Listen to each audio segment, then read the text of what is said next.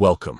In this video, I'm going to walk you through a simple step-by-step method to hide outgoing and ongoing call notifications from the lock screen in the X app.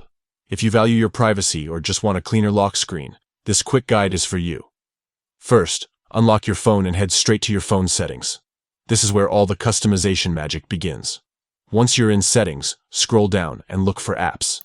Tap on it to open the list of all applications installed on your device. From the list, find and tap on the X app. This will open the detailed settings for that specific application. Next, tap on Notifications.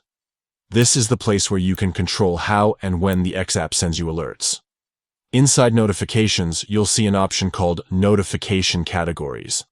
Tap on it. This is where all types of notifications for the X app are grouped. Now look for the category labeled Outgoing/Ongoing Calls.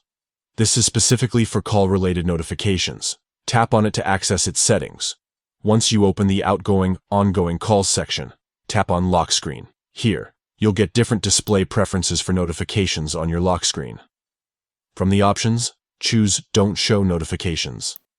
This means that whenever you're making or on an active call through the X app, you won't see any notification pop up on your lock screen. Your calls will still work as usual, but everything will stay private.